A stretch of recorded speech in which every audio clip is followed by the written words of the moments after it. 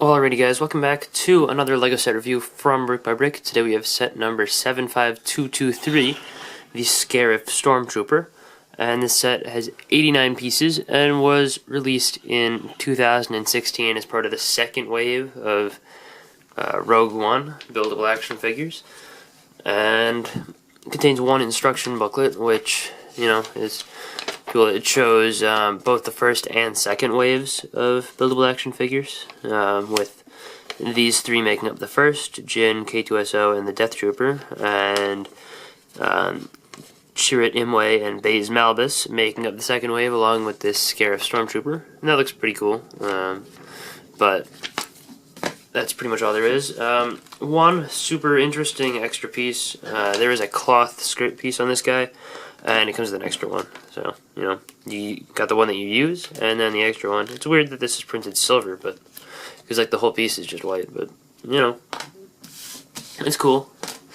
Anyway, the box actually, I guess, on the back side shows the features of the guy. And the one interesting thing with these boxes is that you can actually, fit the figure inside the box. You just have to kind of pose him correctly. So I figured I'd mention that. It's worth keeping these boxes. Anyway, the actual the figure here is, relatively standard. It's got, the basic little amount of posability with the legs able to move all the way around. You got the knee joint as well, and the ankle joint, which has friction added with one of the friction adders appropriately, and that makes it a little bit harder to pose the feet flat on the ground, but it does make it more stable. And the shins are printed. They're both exactly the same. And the interesting skirt piece here has got the little ammo pouch or something, I guess, on the back. And it looks good all the way around, I think. The back of this guy doesn't look too bad. This actually gets covered up pretty well, and even the parts that don't get super well covered up just look like, they're supposed to be like that, and it doesn't look too bad, I don't think, from the back at all. The arm has a printed piece up here, which looks cool. It's also got a printed piece further down. This could be a little bit more opaque so that it matches the tan, but I don't think that's too bad. Obviously, you can rotate it up there at the top, you can move it in and out, and you can move the elbows as well. So that's cool. And you can also move the wrists, actually. His other arm is actually different. It's got the red piece in the middle with the tan on the top and bottom. And that's good, I guess.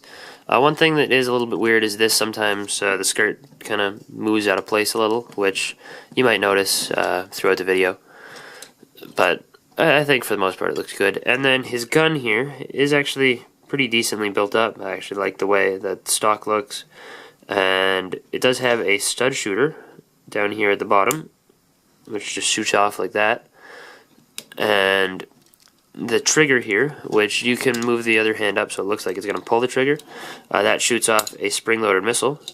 And there's a second extra one attached here. I personally think it looks a whole lot better without it there, and it's easy to remove. So, and it's not like the holder doesn't blend in, that little piece there. It still looks fine, even with that not there. The torso has a good amount of printing on there, lots of good detail. I like the blue along the top.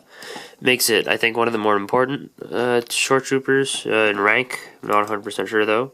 There's a little bit of print that is kind of obscured by the little cloth piece, but we're not going to take it off because it is a pain to put on there. And, yeah, I mean, overall, I think that's good design and very sufficiently detailed. I think it fits in with the level of detail on here with the, shins and the arm. But the really, really, really great part of this figure, and pretty much all helmeted buildable action figures, is the helmet mold. It looks great. It, still has functionality. You can rotate it all the way around. It can look up and down, to the side and up and all that. Just really well done. I love this piece. Just like all helmets or droid heads. And, yeah, I mean, I just really like it. There's some good molded detail in there.